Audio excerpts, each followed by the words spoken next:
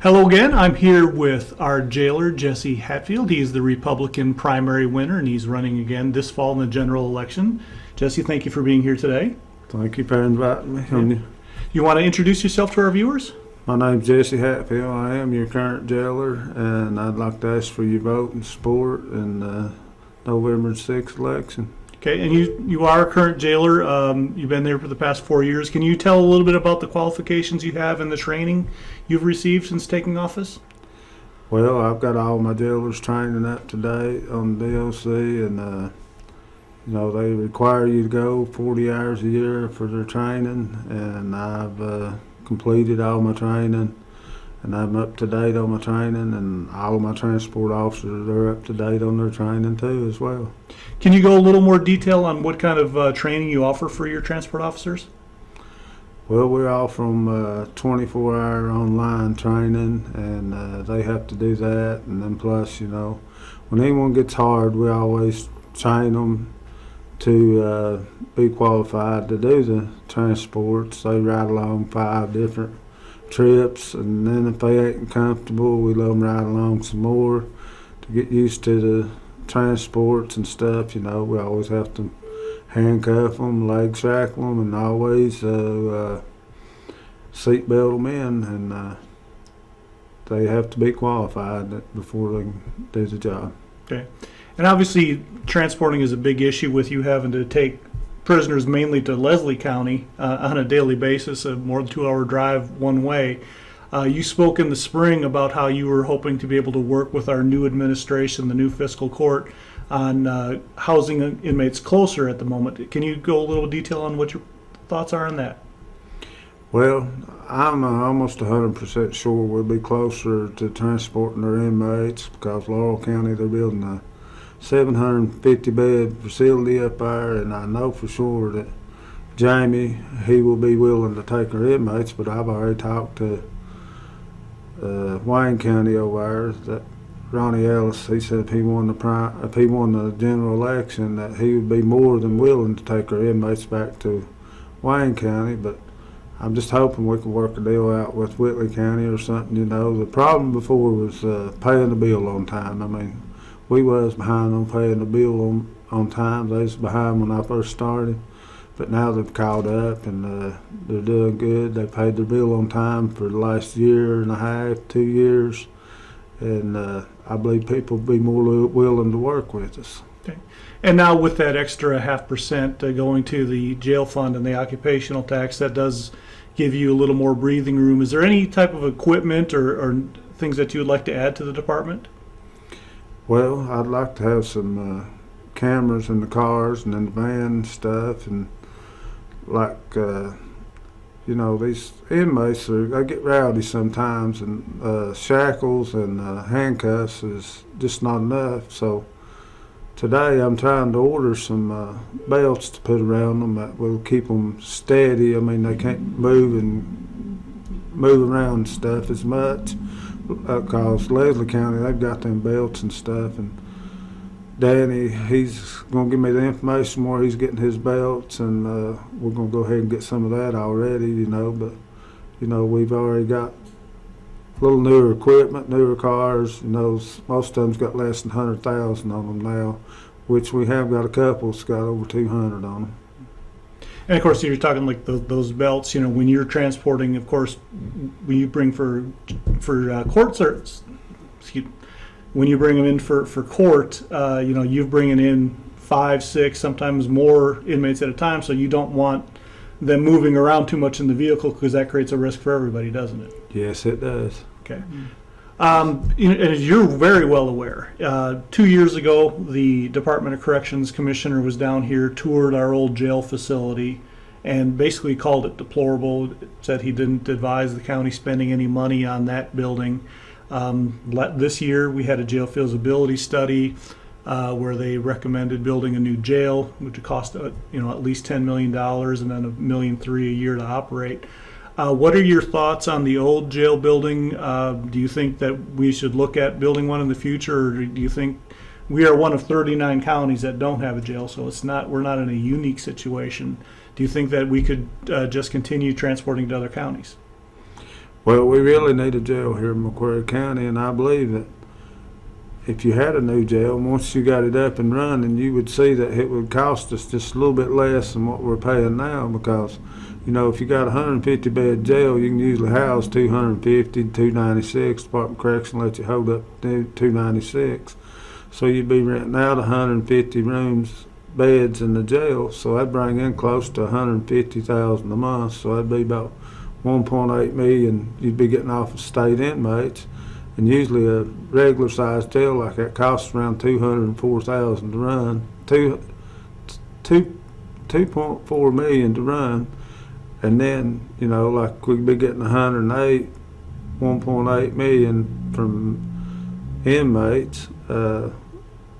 Sounds like to me we could operate that jail on about 600 more thousand we'd have to put in on it, and that's way a lot less than what we're paying now. But that current jail down there, they ain't gonna never let you open that thing. I tried 3 times to get that jail open. I even went in there and painted a cell. I can take you down and show you the cell. It looks good. And Rodney Ballard, the last man from the Department of Correction, he come down, he looked. I even showed him the cell we painted. He went over to the jail and stuff, and he condemned the jail. They condemned it, and he told them to cut the electric off before he left there. So they turned the electric off. And an architect wanted $60,000 to come down just to tell you, if you could, the foundation, to just check the foundation. And he was sure it wasn't no good neither. But I mean, he'd just be throwing good money at bad. I mean, if you spent $500,000 on that jail, you still wouldn't have nothing, because we'd be just like Knox County. The jail wouldn't be big enough to house what inmates we got now. We got 3 times the inmates that we had when I first started doing this. Okay. And that jail, that right there by the courthouse, that only about an 80 or 90 bed jail, is that correct? I'm thinking it's a 60 bed jail, so what someone said. I'm not for sure 100% on it, but they said it's 60 bed, but we're housing 85 to 90, 85 to 100 all the time. And then the jail there before, I mean, when I first started, all we kept was 25, 30 in jail all the time. Got down to 19 there for a while. Mm-hmm. Okay, that's my last question. Do you have anything else that you would like to add? Well, I'd just like to ask you for your vote and support November 6th. And, you know, I've saved you all quite a bit of money and stuff. I mean, a lot of these people, they say they use a holding cells up there to hold them until they could see if they could do bond out. Well, I'm already doing that. The first year I was in office, they wouldn't let me do bond people out, but now I do bond outs and stuff. You know, if you come in there and they pick you up on a warrant and it's got a bond on it, if you've got the money, I can bond you out there right on the spot. You don't have to go to jail. It saves you a lot of money. And we have let some work their fines off on picking up garbage and stuff, and then we use the drug patches, and we have used ankle monitors, and plus some of them gets out on drug court, some of them does good and some of them don't. But I've saved you a lot of money, but I do think we need a jail, and I'll have to just wait and see what the new administration's got in mind, and see if they could work out on getting a new jail. I believe, like I say, whenever you get a new jail, the cost seems high, but I believe you'd be cheaper in the long run on building a new jail. Once you get it open and going, you would save several $100,000 on jail cost. Thank you. Thank you. And Jessie Hatfield, Republican candidate for jailer, our current jailer, running for re-election this November. I'd like to thank you all for watching, and Jessie, thank you for being here. Thank you. Hello again, everybody. My name is Greg Bird, editor of the McCurry County Voice. Welcome to our 2018 general election candidate interviews. I'm joined today by Derek Jones, Democratic nominee for jailer. Derek, thank you for being here. Thanks for having me. Thank you. You want to go ahead and introduce yourself to our viewers? Well, my name's Derek Jones. I'm the Democrat candidate for jailer here in the county. I've got my history is my mom's Barbara Ann Davis. My father is the late Gene Bosco Ross. I've served with the U.S. Army as a combat veteran. I was in the Gulf War. I did 2 years in Kentucky Army National Guard. I was in the Ready Reserve for several years. I'm a Cold War veteran. I did some time with various emergency services here in the county in my past. And, when Judge Blaine Phillips was trying to put together a county police department merit board, I was one of the board members that sat on that, and I was the guy that went to Frankfurt, knocked on doors and everything, looking for money. I'm seeking an office of jailer, and I just need everybody's vote and support on November 6th. Okay. You said obviously you're seeking jailer. Can you give a description, in your opinion, on what the job duties of the jailer are and what your qualifications? Wow. Well, transporting is one, even with a closed jail. But there's much more duties. I mean, it's the jailer's responsibility to ensure all arrests are legal. You have to.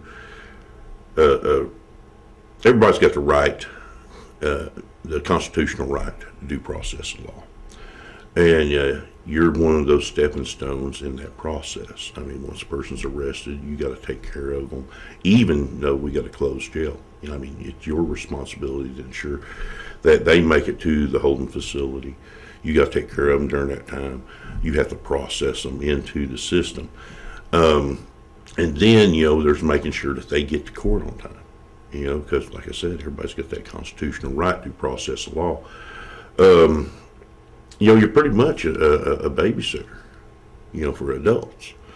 And you've got, like during the feasibility study, one guy says, you got three types of people in a facility that you have to take care of. You've got victims, and you got some bad people, and then you've got some folks that just really, really don't play well with others, and that's your job. You got to keep them, take care of them. You got to keep them from killing one another and hurting one another and victimizing one another and everything else. I mean, it's a tough job. I worked for Jessie for several months last summer, and I really liked it. I really did. And back in January, I decided, this will be my last time I'm going to try it one more time. So I never throw my name in the hat. Okay, so you got experience in the field on there, and as you know, right now we don't have a jail, so the majority of our prisoners are being transported to Leslie County, 2 hours away. If you were elected, what kind of changes would you like to see in our transport system? Well, I've talked about this all throughout the campaign. I've got a 3-tier plan. I'm going to restructure, reorganize the prisoner transport operations. I found a legal way to use the holding cells up at the courthouse. And then there's the long-term project, trying to get that jail refurbished and get it reopened.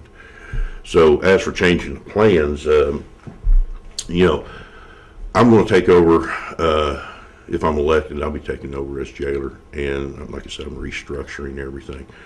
We're going to start scheduling prisoner transports.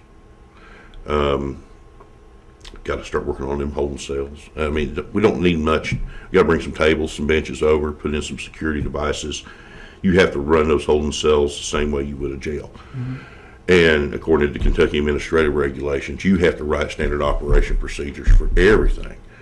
The reason why we're not using holding cells now, and this is why I feel we accidentally tried to misuse them, and that's why Department of Corrections said no. Those cells are small. You can't hold no more than 8 people in there. You can't hold them for no longer than 8 hours. You have to have those standard operation procedures written, and they have to be on file with the Department of Corrections. Now, those procedures are not written. They're not. Only thing that's written in the whole operations, and I'm not throwing mud, folks, I'm just being honest, is the transport officer job description. That's it right there. 3 whole paragraphs. The thing I want to point out on this is on the bottom, it's it pretty much just puts everybody, all our transport officers shall perform other related duties as are required by, what's it say? The judge executive. Judge executive. Now, I'm going to be taking over administrative duties, so that will no longer apply. I've rewritten the whole job description. It's just not only transport officers. You're going to have court transports. You got arrest transports. We're going to have community service work details again. So these guys will be out here managing and overseeing that. Be cleaning up our communities, letting these misdemeanor offenders work off their fines. That reduces, our incarceration costs, transport costs, and it's really helpful to them and our county. Like I said, we're going to be operating the holding cells. We got to put a table in there, got to put a bench, put video surveillance. I've already put together a schedule for transports. I'll be putting together a work schedule. I just got to restaff it. Got to rehire all the same or new transport officers. Everybody has to reapply underneath my job description. They're going to be operating it for me, not the judge executive. Under an entirely new description. Yeah, the whole thing's getting changed. I've already talked to the 911 director and informed him if I get elected, then I'll be taking over the dispatching operations. And he was fine with that. He was. He goes, that's great. That's the only thing I need you guys to do is record our radio traffic on our transports or out here on our work details, and relay to any agency we're needing to get in touch with. I'm bringing back the radio frequencies. Jailer operations does not need to be cluttering up the sheriff's office frequency. That's the sheriff's frequency, not the jailer's.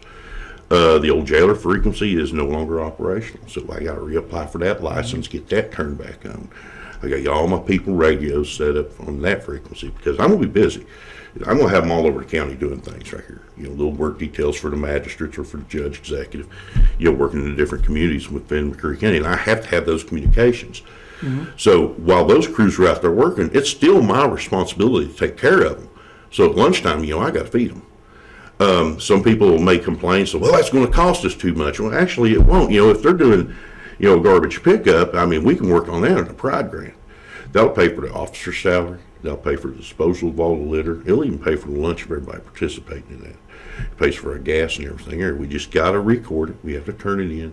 You got to work with the judge executive's office on that because they're the ones that participate with the grant.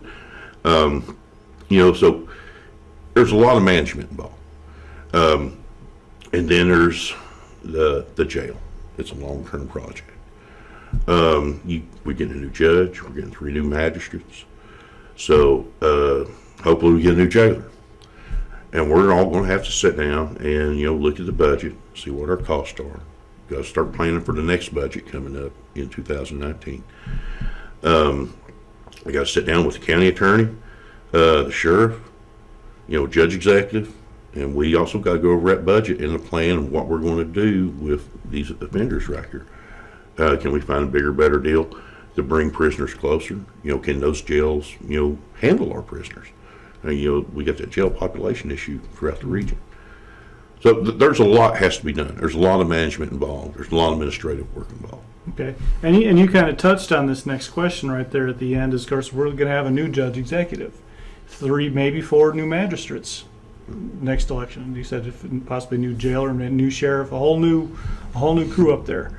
Could you elaborate more on just how you would work with the new administration to get some of your goals accomplished? Well, it all comes down to money. Every new elected official, once again, we all got great plans for the county.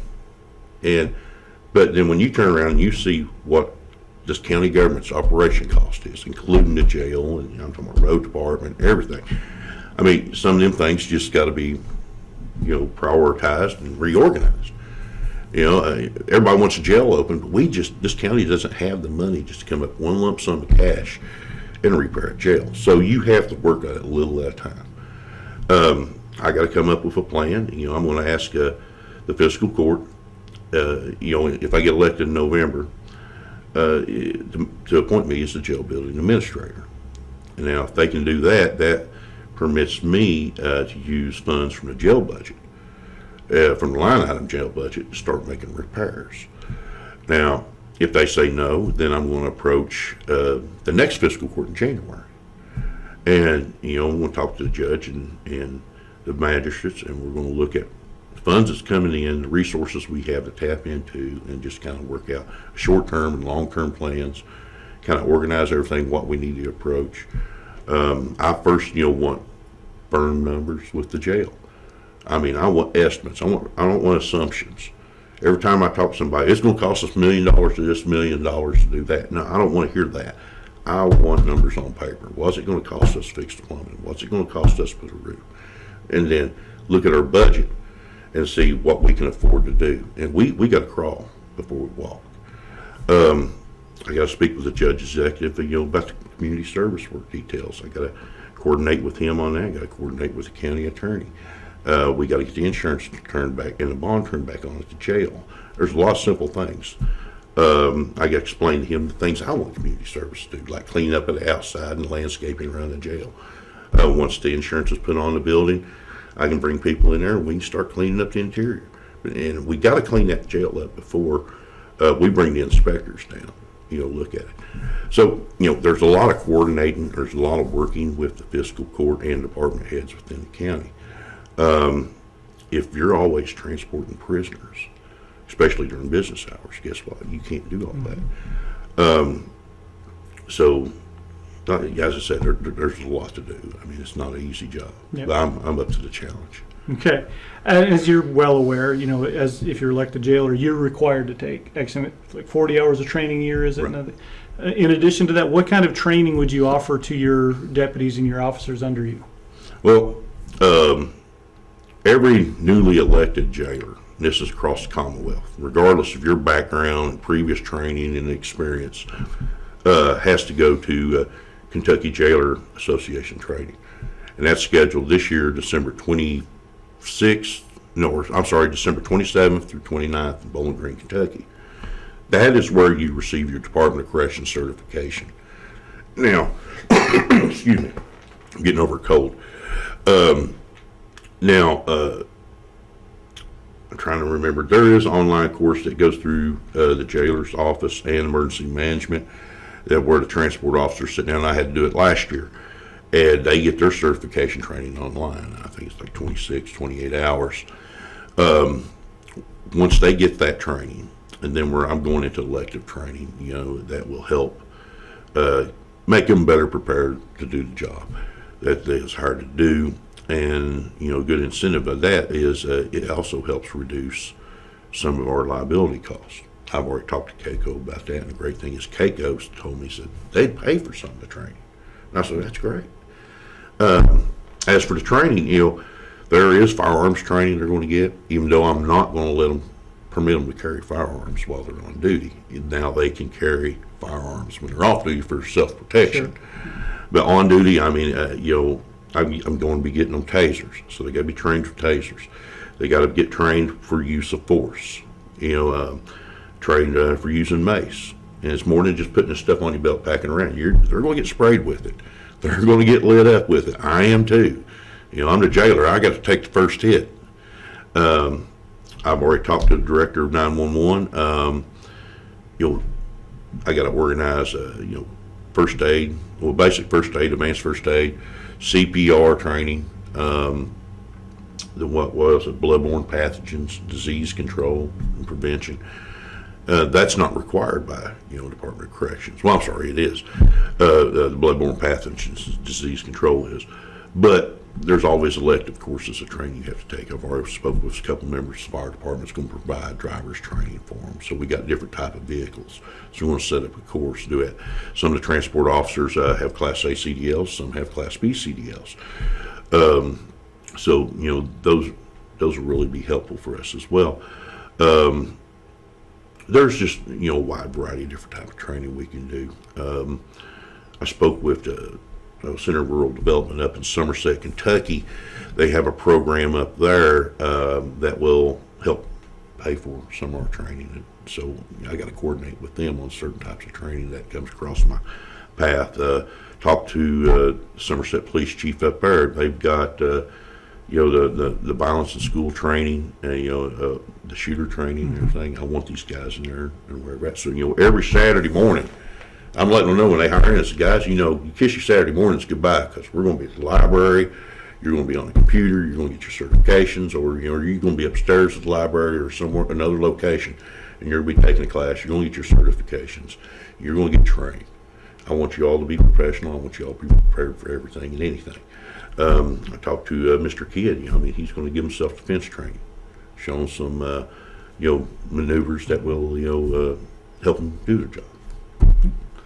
Okay, and here's a subject that you've been talking about and touching on, but obviously the jail, the existing building that we got. Back in 2016, Department of Corrections Commissioner Rodney Ballard was down here, toured the facility with the judge executive and others, and pretty much said that, called it deplorable, is my exact quote on that, but also said he'd rather us spend any money on building a new jail rather than spending $1 on fixing it. Well, to that end, of course, you have the feasibility study here. They've spent about $6,000-8,000 this year to get that feasibility study done, and according to their figures, saying a jail would cost us about $10 to $12 million to build and over $1 million a year to operate.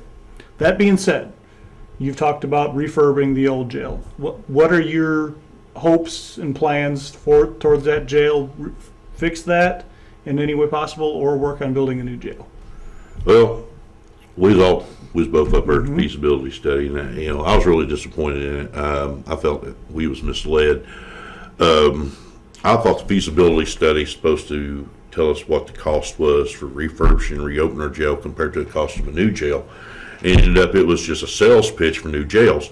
That's what these guys do. The great thing about that is, in this feasibility study, it does give us the process of, you have to go the steps through Department of Corrections of reopening a jail. Even with the old jail, we got to do a feasibility study on that. That's why I said, we have to have those numbers. You want the numbers on paper? On paper, and then we send that up to them. You hear a lot of people in this county, talk about taxes. I've always stood against the jail tax. This county cannot afford another tax forced upon them, and the only way we're going to build a new jail, well, there's actually two ways, is either you have to pass a tax on the citizens of this county and the business owners, or we just get this great big check from the federal government as a grant. Now, I've already been trying to work on the grants, and I've got Mitch McConnell's office has offered us a letter of support for any grant we apply for. So now we're just looking for the proper grant. I've been watching the block grants. I'm looking for the Burns block grant to be announced, and then I can't apply for it though until I get elected. So when the grant comes open, I'm always contacting the judge executive's office, emergency management director. Hey guys, look into this. I'll even print a copy off, send it to Jessie Hatfield, and I say, hey Jessie, take a look at this. Go up there, and talk to them about that. Here about a week ago, firefighter grant come available. I posted it on my page, and it's an attention all firefighters. Get over your department chiefs and hey, look at this. It's an annual firefighter block grant. I'm going to be looking into that, see if we can use that grant for the safety and the fire suppression equipment inside that jail. Because any grant we get, any type of funding we get, we saving money. And we got to replace the fire suppression equipment up there. You got to put in a new fire exit. There's a lot has to be done. Now you spoke about Mr. Ballard. I called Frankfurt, and it was the building inspector's office, and I spoke. I guess it was Mr. Ballard, because he said that, well, I was the guy that come down here and I talked to everybody. And I said, okay, can I have an official report on your inspection? He goes, well, I didn't do official report. He goes, I just voiced my opinion, and he said pretty much what you said. Yep. And I said, okay. I says that's what I need to know. I says now. Like you said, the jail is deplorable. Nobody took any action to clean that place up, do anything. I mean, it's a dump. It is, folks. It's a dump. So I asked him, some questions regarding the jail, and he informed me that since that jail has not been used for anything else but a jail, then I think it was last time I had construction on it was 1983. Or 85. Yeah, when they built the new wing. Yeah, they built the new wing. So, since it hasn't been used for anything but a jail, those 1983 building codes still apply. So that's a win-win for us right there. Then also, he said, he gave me the number, got it on my phone, and got it recorded. He said, when we get time, get ready for an inspection, just call them. They'll come down. They'll look at the structural integrity of the jail, and they won't charge us. They'll do it for free. I said, well, that's great. So before I can call these guys come down here, I want the insurance put back on that jail. I want to put community service work detail down there. We're going to pull all that kudzu out. Now, folks, I've got a video on my candidate page. You can check it out. It's a good video. It's had probably about 1,700 views. I was at the jail, so you can see the kudzu. You see the deplorable conditions. You can see the sheriff's office cruisers. It's a junkyard in front of the jail now. So I got to tow all those cars out, get with the sheriff, get those removed, clean up the front of that jail, clean up the inside of the jail. I got to get with CAECO and go through all the years of our insurance, start filing claims to see what they'll cover for property damages in there. Because if they'll pay out, that saves us money. And start getting things fixed, and make it visually acceptable. Get rid of those deplorable conditions. They talk about, well, there's black mold in there. I've talked to some professional cleaning services, and they said, well, there is a way to get rid of black mold. And so, we're going to take that approach on there, and there's some hazards about it. It says you just don't wipe it off. There's certain things you got to do. So we got to remove the black mold. I mean, Jessie says, well, now I've never heard of it till the other night. But Jessie mentioned, says that place got asbestos in it. I don't know. So there's that question. That's a safety risk. So we got to look in and see if it has asbestos, and if it does, then we got to look at what's the cost of removing it. Is there funding that we can apply for through the federal or the state government to remove asbestos? Because you remember when asbestos was a big deal 20 years ago, there was funding out there to help people do it. Help county and city governments. I mean, there's ARC funding, there's infrastructure funding, out there. This year, ARC got $22 million block grant. So, we look and see if we qualify for that. There's money out there. You got to have a jailer that's willing to go out there and chase it, look for it. You can't just put everything and dump everything on your judge executive. Judge executives, his plate's running over. He's got enough to do. He don't even need to be running the jail. So you need a jailer that can do that job and take some of that load off the judge executive, and then be able to manage it without the judge executive holding your hand or doing something like that, or always watching over you. It's a teamwork. You got to create that model with the judge executive's office, and under law you have to do it sometime. It's required. Okay. That's the last of my questions. Anything else that you'd like to talk about or bring up that we haven't talked about yet? Folks, we're about 5 weeks away from the November general election. This is my second time running for jailer. This will probably be my last time running for office. I mean, it's just, I've done it for about 20 years. And I've always had the best interests, the best hopes for this county. This county's my home. I've worked afar, I've traveled the world, I've traveled the country, but I've always come back here. This is my home. And it's always bothered me to see the things that's happened here. I've always took pride in my county. People laugh and joke at me for picking up garbage, but you know what? It's my neighborhood, my community, it's my county. And, so I've been picking up litter for, 10 years now. Folks, I want to be your next jailer. I'm not the type of guy that passes the buck. I'm the type of guy that takes the bull by the horns. Once I get my sights set on a goal, I work hard for it. We need to do something about this jail. We got to do something about the jailer operations.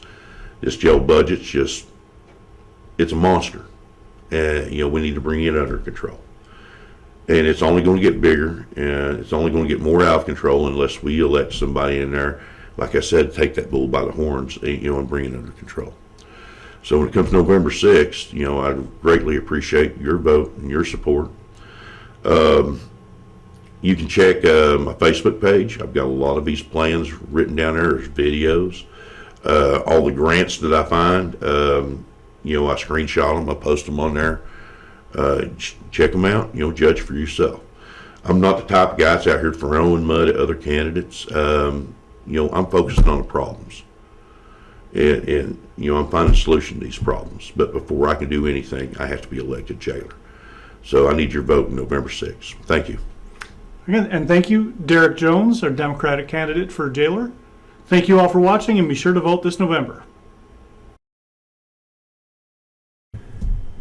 Good afternoon and welcome. I'm joined today by Tony Hansford. He's an independent candidate for the office of jailer. Tony, thank you for being here today. Good to be here. Yeah. You take a moment to introduce yourself to our viewers. Okay, I'm Tony Hansford. I'm an independent candidate running for jailer, chief transportation officer. I'll be number 3 on the ballot. I work at Sunrise Children's Services as a supervisor. I've currently been there for 17 years. I'm one of the staff trainers too. I feel I have more experience than any of the other candidates running in this type of field. I've actually done a budget and stayed within a budget. I do the scheduling there. We're 24 hours a day, 7 day a week facility. So come November, I would like to have an opportunity to be your next jailer.